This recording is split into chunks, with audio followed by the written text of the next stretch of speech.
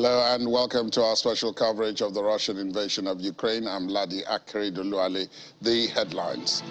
Russia completes partial military mobilization announced by President Vladimir Putin in September.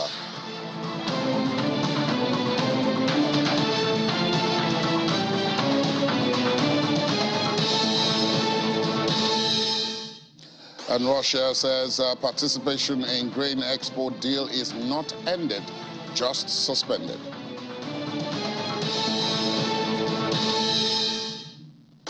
And United Nations says there were no ships in the grain corridor at the time Russia claims it was attacked. Russia's defense ministry says Russia has completed the partial military mobilization announced by President Vladimir Putin in September. Mr. Putin had announced Russia's first mobilization since World War II on September the 21st, one of a series of escalatory measures in response to Ukrainian gains on the battlefield.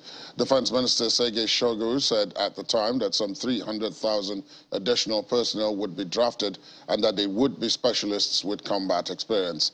But the mobilization has proceeded chaotically, with many highly publicized cases of call-up notices going to the wrong men. Hundreds of thousands have fled Russia to avoid being drafted as well. Mr. Putin has publicly acknowledged mistakes were made and has set up a new coordination council to boost the military effort and ensure that men being sent to the front are properly armed and equipped. In the meantime, Russia's president says Russian strikes on Ukrainian infrastructure were in part a response to a drone attack on the Black Sea Fleet over the weekend. Speaking during a news conference in Sochi, Mr. Putin says more action would follow, indicating that is not all Russia could have done. And staying with that news conference in Sochi, Mr. Putin also says Russia is not ending its participation in a deal to export Ukrainian grain through Black Sea ports, but rather is suspending it.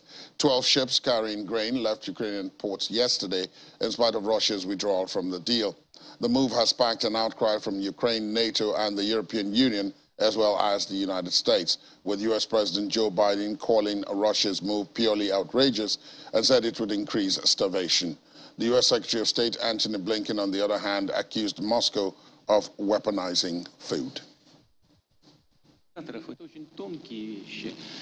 We are not saying that we are ending our participation in this deal. No, we are saying that we are suspending. One of the organizers of this deal was United Nations General Secretary. United Nations representatives take active part in this process, and we are grateful to them, obviously. Then let them communicate with Ukraine so that Ukraine guarantees that there will be no risk for civil ships and Russian ships, which provide security.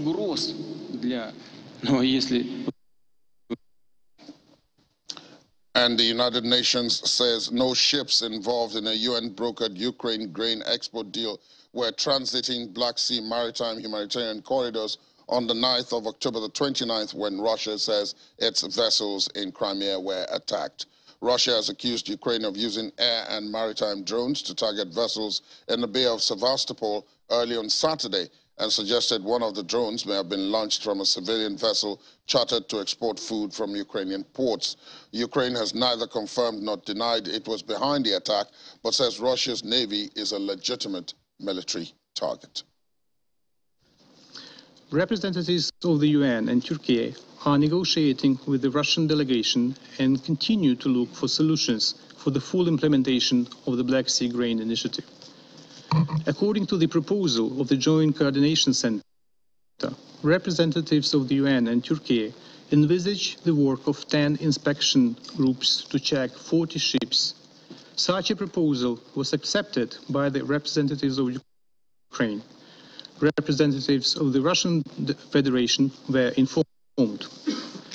Thus, 12 ships with 354,500 tons of agricultural products left Odessa, Chornomorsk, and Pivdenny Sea ports today for the needs of Africa, Asia, and Europe.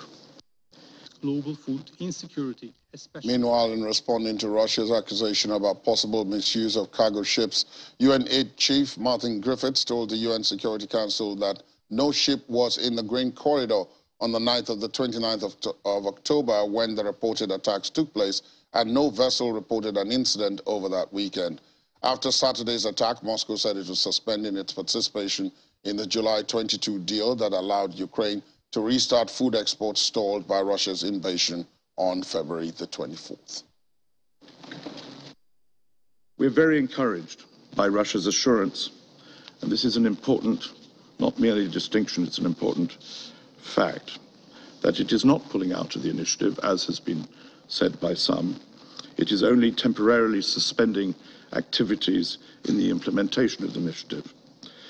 The Russian Federation has deployed a highly professional team at the JCC for its implementation, and they are still there. We look forward to welcoming them back as a full and active participant as soon as may be in the fulfillment of the goals that we have all agreed and signed up to. The United Nations is ready to address concerns, listen to suggestions from all sides. We've had many discussions as we approach the 120-day extension point on November the 19th, where the initiative can be renewed, NEM-CON. Today, emergency measures were taken to release some of the cargo from Ukrainian ports and to inspect some of the 100 or so vessels that are queued up and ready to go. We need to continue fulfilling our commitments and act in concert as before, Our understanding is that initiative and commitments remain in force even during this suspension of Russia's participation. Today, 12 ships sailed out from Ukrainian ports and 2 headed in to load food. All these ships were previously inspected by the full membership of the Joint Coordination Center.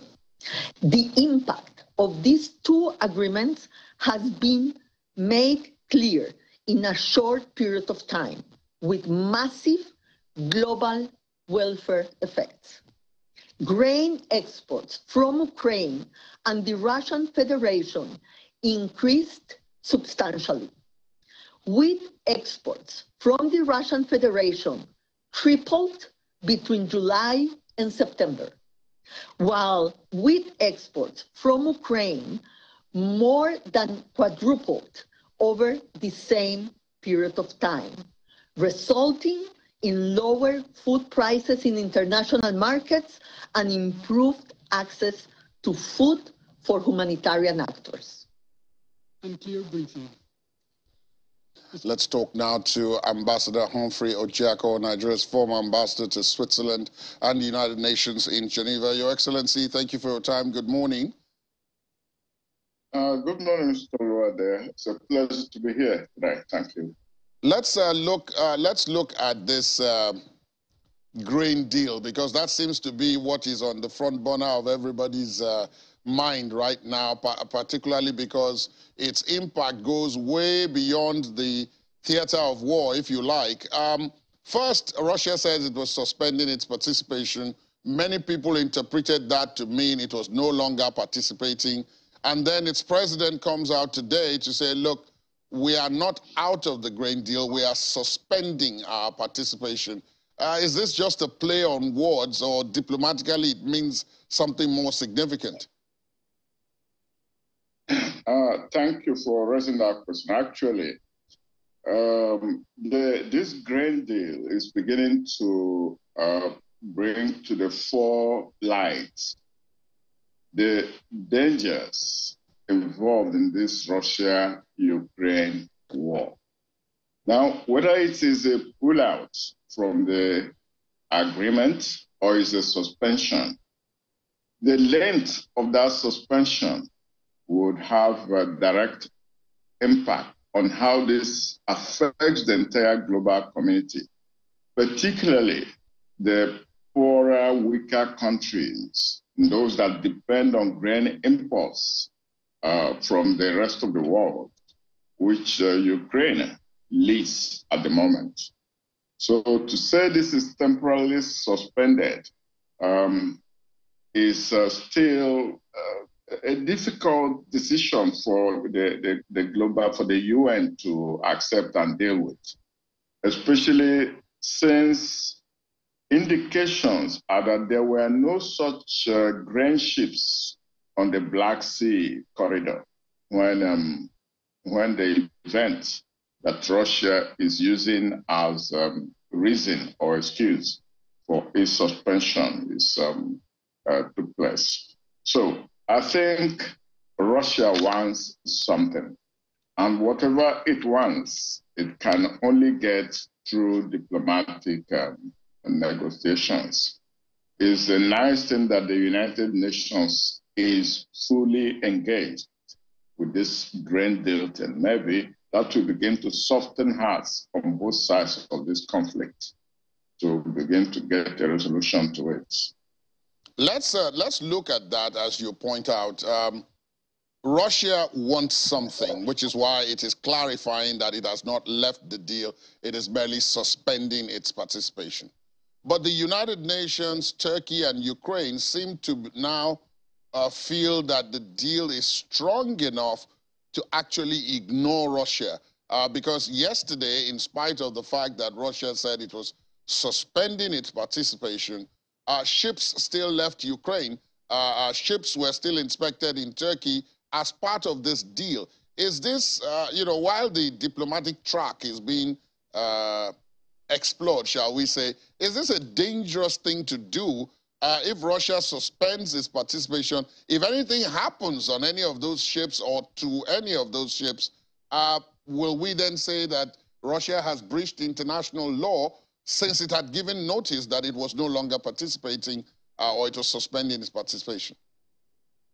As a matter of fact, I have the feeling that both the United Nations, Turkey, in fact, the Joint Coordination Center for this grain deal, I think they were taking advantage of the short window of opportunity between the announcement, clarification of Russia that this is not a permanent pullout, this is a suspension. Maybe, since that had not been clarified, those ships could get in, take grain, and go out. But now that this has been clarified, it becomes a little bit more dangerous for any ships to go in, subject to Russian reaction, which could may attack one or two of the vessels. Once one is sunk or something, then the war is entering a new phase, not just that of starving the world, but that of maybe pulling in the United Nations into the center of this conflict. And that wouldn't be a good thing. So maybe the suspension will hold until probably some agreement is reached with Russia. The good news is at least they are saying it's not a permanent pullout until maybe the November dates when the agreement has to be renegotiated. So let's wait and see what happens. Now, I want to go back because when you mentioned that Russia wants something, it seemed to rhyme with something I read overnight, which is that the Russians are suspending their participation in this deal because they believe that this deal involves just more than Ukraine, the United States, NATO, and all the others. It involves a lot more people who have so far been more or less spectators. And that with them suspending, not expelling themselves from participation, whatever it is they want to put pressure on the rest of the world, particularly those developing countries and poor countries that you mentioned, to come into this conflict on the side of diplomacy more fully and resolve it. We've been hearing about battlefield losses for Russia, their threat to use nuclear weapons if it looks like that, they are facing defeat in Ukraine and so on. Does this make sense to you? I mean, being someone who is in the diplomatic circle, is this possible that Russia is forcing the hand of those who have remained aloof so far to come into this more fully so that there are more hands on the table, shall we say?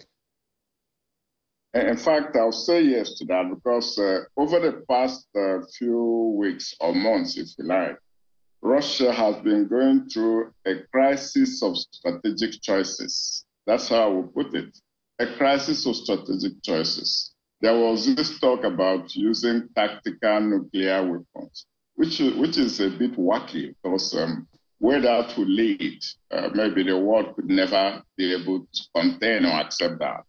There's this resort to not just destroying military assets of Ukraine, but attacking the civilian infrastructure, including vital ones that could spell doom for the entire population of Ukraine. If the winter is coming, and winter in Ukraine is not a mild winter, even at the best of times. So if you take away heating infrastructure from them, take away power, now there's an assault on water supplies. Water is definitely vital for life. All these are choices Russia is making in lieu of the last resort. And which means its options are getting a little bit narrower and narrower, especially with the partial mobilization having gone as chaotically as we understand it did. And the chances of even full mobilization turning the tide of the war in favor of Russia is still very doubtful. So these actions spell something like the desperation arising from a loss of choices that are still available to Russia. So it definitely is looking for the support of the uncommitted sections of the international community to come on its side and maybe begin to put pressure, if only from the angle of, everybody's dying of hunger, economies are collapsing and so on. The world should come together and put pressure on those who are fueling the Ukraine side to find a solution to this war. But I should say that obviously Russia has put itself in a very difficult place because in the second, almost third decade of the 21st century, to be talking of annexation of some sovereign territory of a weaker country, I do not think that ultimately that is something that the international community will find an easy answer to. So maybe something has to give. What has to give? What Russia wants, we do not know. You cannot today occupy almost 15% of the sovereign territory of another country and expect that in short order, a quick solution will be found and so on. So those are very drastic measures taken. Let us see how the United Nations, in combination with the powers, and these smaller countries that are now being mobilized by the use of hunger, the use of collapsing economies and stuff, to say, listen, this has to stop.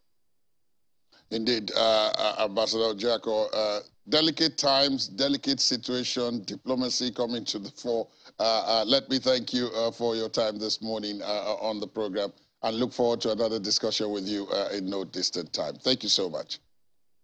Thank you. Thanks a lot. Thank you. And after the break, wheat and corn prices jump after Russia quits Black Sea grain deal. Details in a moment. Please stay with us.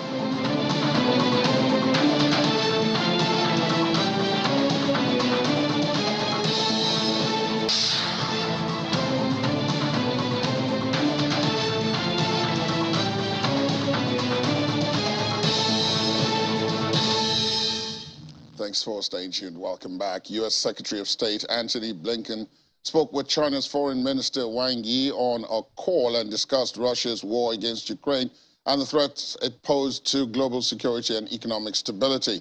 The U.S. Department of State said in a statement that Mr. Blinken also discussed with his Chinese counterpart the need to maintain open lines of communication and responsibly manage U.S.-China relations. We would characterize the phone call as productive, as useful. It was professional.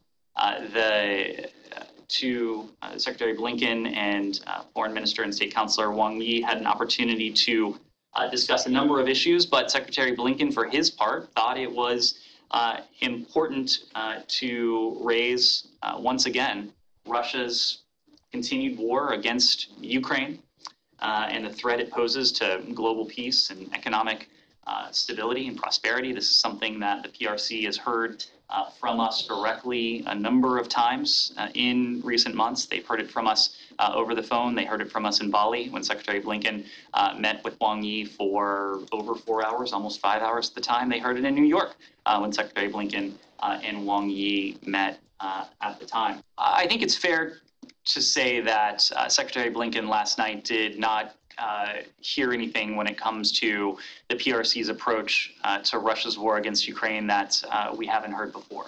I'm not going to characterize it, but of course the PRC has spoken publicly to its approach. Interestingly, President Putin has also spoken to the PRC's approach, made an interesting comment, as I recall, that the Russians have heard privately from the PRC about concerns that the PRC has regarding Russia's prosecution of this war against the people of Ukraine. It's really no surprise that the PRC would voice these concerns, at least in private.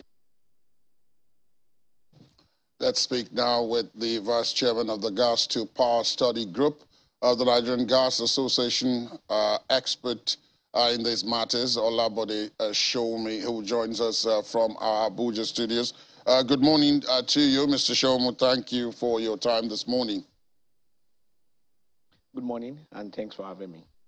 I want to take you on a different tack this morning. You are an oil and gas expert, but I want to talk broadly about energy, how that has affected the politics of support for Ukraine, particularly in the United States. The midterm elections are underway in the United States, and virtually all forecasts are that the Democrats who are in the White House are likely to lose at least one, if not both, houses of Congress. And those who would be winners, in this case the Republicans, have indicated quite clearly that the open check, virtually open check that the Democrats have operated as it comes to Ukraine is unlikely to continue if they win.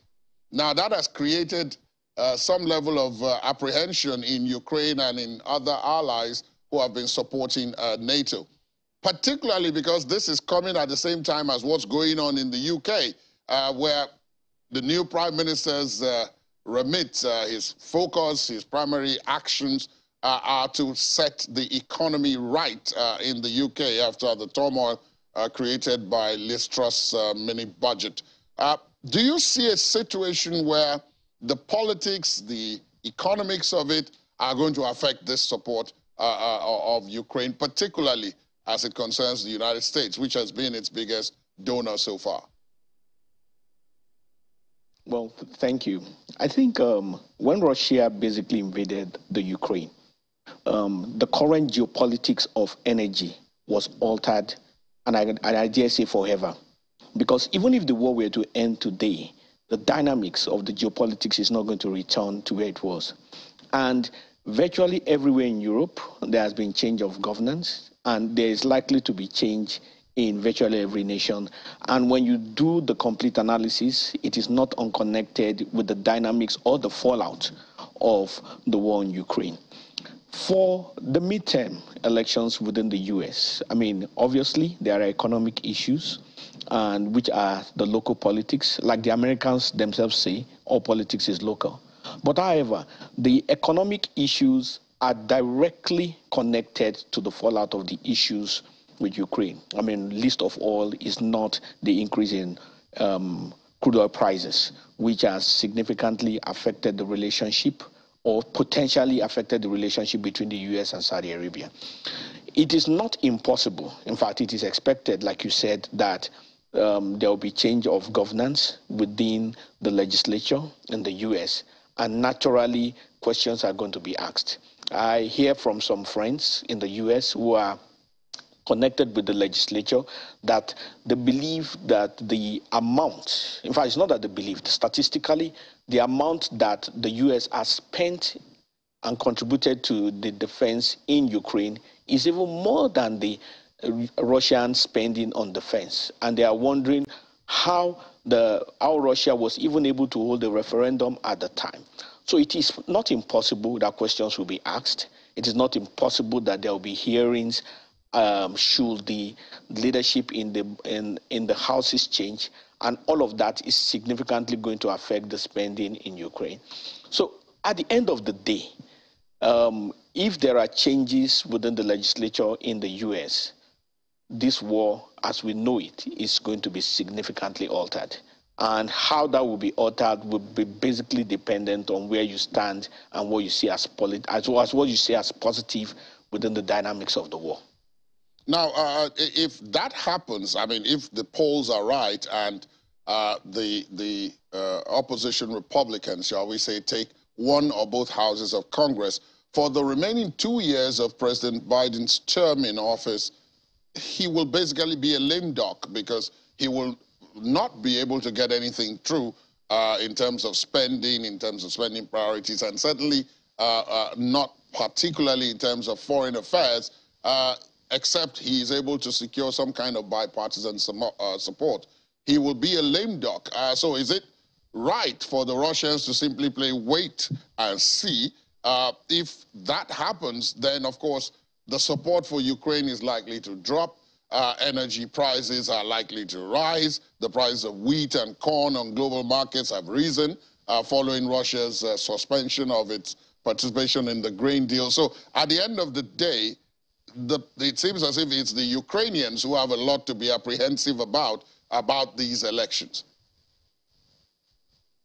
I believe the Ukrainians have a lot to be apprehensive about, but so do the rest of Europe. I mean, and so do the rest of everybody else. If you recall, we had a discussion here a couple of months ago. I think that was about July or thereabout. And it was, I mean, at the peak of the news and the frenzy about the war. And one of the things that we mentioned then, if you recall, the particular interview was that should this war get to winter, there is going to be a lot of crisis in Europe. And, I mean, it's not difficult to see.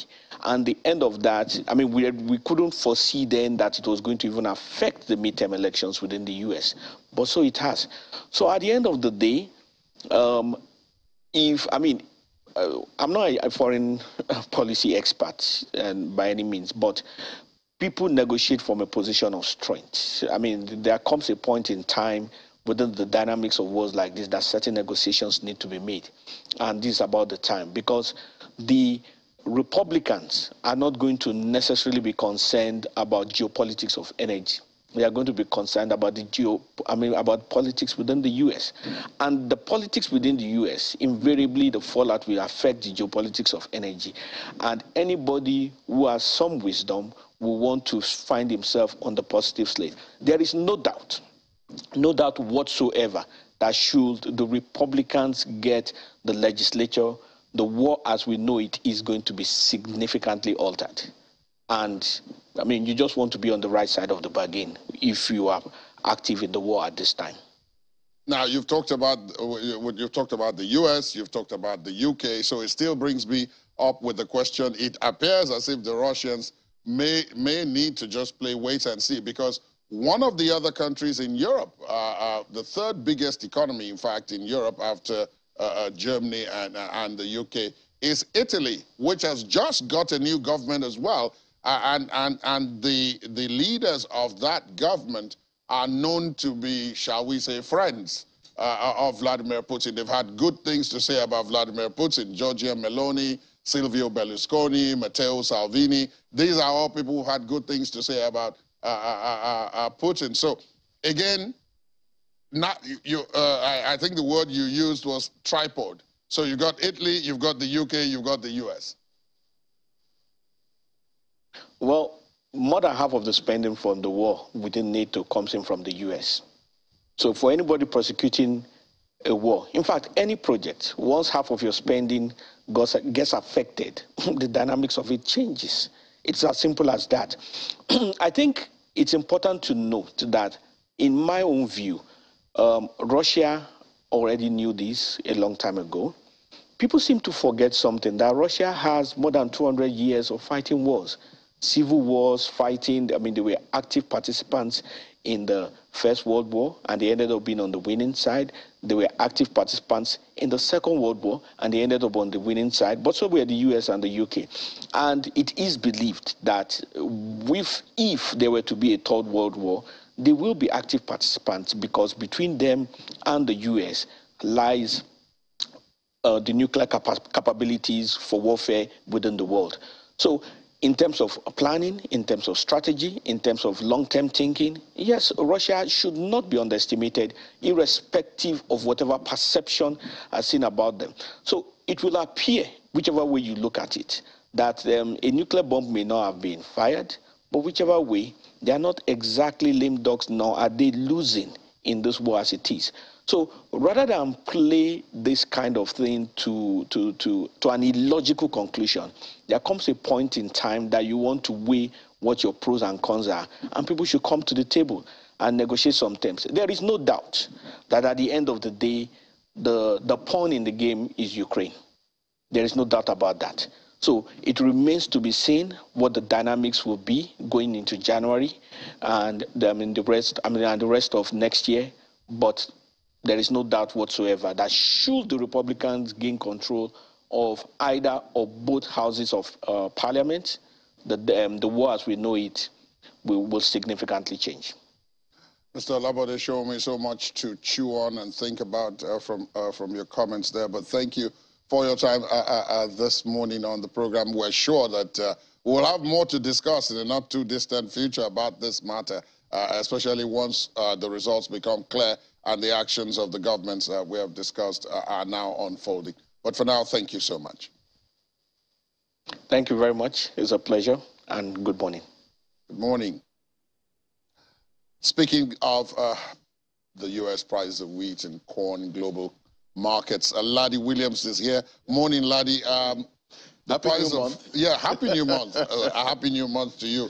Seems that those who are producing wheat are going to have a good month. It started off well. Yeah. The price has gone up by about 6%. Yeah, so at the end of the day, we know the traders, Wall Street, they are watching, every move of this war. And now that Russia announced they're, suspending, the word suspending, yes, which sounds good. Yeah, and they make clear to make it clear that they are not removing themselves, exactly. They're just suspending. Suspending. So that's why we're seeing prices rise, but not so, drastic, because we saw when the war started in February, wheat prices jumped about $13.64 a bushel. That's the highest, and it's pulled back, from there, ever since the grain deal was agreed. The grain deal was agreed. But now we're seeing, the prices tick up gradually. It hit about $8.93 a bushel. We're seeing that gradual rise, but analysts say that everyone is watching, Russia's next move. It all depends on what Russia does next, because the grain deal is still on, even though they've suspended it, but, exports are still, leaving Ukrainian ports at this time. So it remains to be seen what Russia's next move will be. That will determine how much prices are going to rise and if they will hit, the previous highs and maybe surpass. Past them, yeah. We're watching closely. Now, speaking of prices, there's this continuous issue of the caps. Yeah. That Europe couldn't agree, but it seems as if individual countries are going ahead. Yeah. In this case, Germany, which has finalized its details of its own price cap. And this is important because Germany is the biggest economy. It's the richest country in Europe. So the others will be watching very closely how this pans out, right? Yeah, and we know, obviously, Putin doesn't like the word cap. But in this case, the households and, companies in Germany are going to like this because... they're going to be smiling They're going to be smiling at this particular cap because they've been paying over 2.5, times, what they were paying previously before the war for gas. So it's a plan to, cap the prices for households to about 12 euros per kilowatt hour. So just to reduce help the households actually cope with rising energy prices. Then for industrialized companies, large industrialized companies, they're going to cap it about 7 euros per kilowatt hour. But there's a little snag there. The companies have to keep at least 80% or 90% of their workforce. So, and they must be sited in Germany to be able to enjoy all of this. So at the end of the day, they're trying to help households and, you know, all these industries cope with rising prices because Germany is an export-based, you know, economy. So they need to make sure the industries are okay. How are the markets reacting to all this news yet again? Start of the week, start of the month. Start of the month. Yeah. How are they reacting? Yeah, you know, October was a topsy-turvy month, you know, for the market, and it's looking like November is going to start with, you know, some of that, even though some markets are still expecting that they might have bottomed, but at the end of the day, the headwinds are still there. So all eyes now on the FOMC meeting that's starting today. So every investor globally, they're listening, you know, if the Fed are going to have some kind of pivot, you know, at some point with the rate hikes, or maybe they might pause or have a lower rate hike package coming. So so that's what everyone is watching at this time. Whatever happens, 75 basis points is still what is on the cards, what everyone you know, is but from December upward, that's what everyone is listening for. But the markets are looking good, you know, this morning. Fingers crossed. Thanks, Laddie. More on Business Morning right after this show, so join Laddie and the crew for that on this and other stories that will be coming your way. Thanks. Thank you. Still to come, flak jackets provided for children as Russia's invasion kills more than 400 Ukrainian youngsters. Please stay on with us.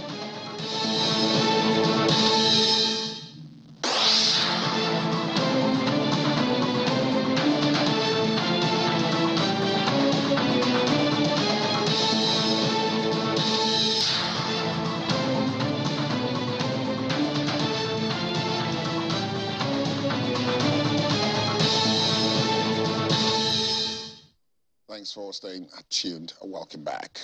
Ukrainian President Volodymyr Zelensky says his country will continue to implement a UN program to safely export grain, quote, as we have agreed with the United Nations and Turkey. Mr. Zelensky made his comments following talks with Czech Prime Minister Petr Fiala.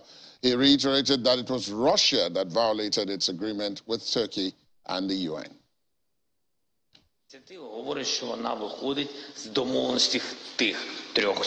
Undoubtedly, the fact that Russia says it leaves the grain initiative tells us that it leaves an agreement signed by these three sides, the UN, Turkey, and Russia. This means that it was Russia that violated the agreement. I'm sure I'll trust that the partners will be able to calm down Russia's rhetorics. On our side, we continue with the grain initiative because we understand what we offer the world. We offer stability on the food market. I want to point out our joint declaration about Ukraine's membership in NATO. It's the first document of this kind that we approve with the goal of accelerating our Euro-Atlantic integration. We wrote down in the declaration that we'll increase the level of cooperation to ensure NATO standards in Ukraine. Czechia says it supports our country in becoming a full member of the NATO alliance when the circumstances will allow so. And Britain has warned Russian President Vladimir Putin of severe consequences if Moscow uses nuclear weapons in Ukraine, saying such a step would change the nature of the conflict. Russian missiles again struck Kyiv and other cities, destroying critical national infrastructure and depriving Ukrainians of water and electricity. Earlier today, I spoke to our ambassador in Kyiv, and I heard again of the extraordinary resilience of Ukraine's people in the face of Russian aggression. At the weekend, Russia suspended its participation in the Black Sea Grain Initiative, which has allowed the exportation of 100,000 tons of food every day, including to some of the least developed countries in the world. Putin is exacting vengeance for his military failures on the civilians of Ukraine by cutting off their power and their water supply, and on the poorest people in the world by threatening their food supplies. Over 60% of the wheat exported under the Black Sea Grain Initiative has gone to low and middle income countries, including Ethiopia, Yemen, and Afghanistan. It would be unconscionable for those lands to be made to suffer because of Putin's setbacks on the battlefield in Ukraine. I urge Russia to stop impeding this vital initiative that is helping feed the hungry across the world and agree to its extension. And talking about the aftermath of missile strikes in Kiev, hundreds of Ukrainians queued for water after those strikes caused massive power outages across the capital. Mayor Vitaly Klitschko says the attack on the Ukrainian capital hit an energy facility that powered 350,000 apartments. He says the strikes also left some 80% of Kiev without water, adding that the supply would be restored within a few hours, but many still opted to get water from wells, even if it meant a long queue. At one public water well in the residential district of Kiev, more than 200 people stood in line with buckets, plastic bottles, and even barrels. Flak jackets and protective helmets for children are being introduced by a Ukrainian NGO as official figures show more than 1,200 have become victims of Russian invasion. Mariana Chuganova, an internally displaced person from Kharkiv, tried a protective suit on her daughter and said it would have been easier for their family to evacuate from Kharkiv if they had protection for the child. According to Ukraine's General Prosecutor's Office, a total of 430 children have been killed and a further 823 wounded since Russia invaded on February the 24th. Anton Fedchenko, head of communications of the Lviv Defense Cluster NGO, which designed the kits, says such protective equipment had never been produced before because there was no need, but that now, unfortunately, the enemy doesn't care who they shoot at. The NGO's board chairman also said that the main goal of the jackets is to help children evacuate safely from war zones, offering them a protection from bullets, shrapnel, and flying glass and debris. Quick look at the sports. Out of this conflict, the Ukrainian Association of Football has formally resolved to ask that FIFA and UEFA expel the Russian Football Union over plans to integrate clubs from occupied areas of Ukraine. UAF President Andriy Pavelko last week had called on both bodies to ban the RFU, and the UAF Executive Committee has now passed a motion to make those formal appeals. The UAF is also to make a formal appeal for FIFA to kick Iran out of the World Cup in Qatar because of its support for Russia's war in Ukraine, which has included allegedly providing kamikaze drones, as well as the violent repression of anti-government protests within Iran itself. It is expected that the UAF will now write to UEFA and FIFA to request sanctions against the RFU and Football Federation of the Islamic Republic of Iran. And the United States Secretary of State Antony Blinken has been urged to impose sanctions on the International Shooting Sports Federation President Vladimir Lesin after he was linked to Russia's nuclear weapons program. Steve Cohen, co-chair of the Commission on Security and Cooperation in Europe, has described Mr. Lesin, Russia's richest man, as one of dictator Vladimir Putin's wallets. An investigation by the Czech Republic-based RFE-RL journalists last month had claimed to have uncovered connections between Mr. Lesin and Russia's military industry. According to the non-governmental organization that monitors Russian state contracts, one of his companies did business with a state-run institute involved in the development of nuclear weapons. Mr. Lesin's company has denied all the allegations.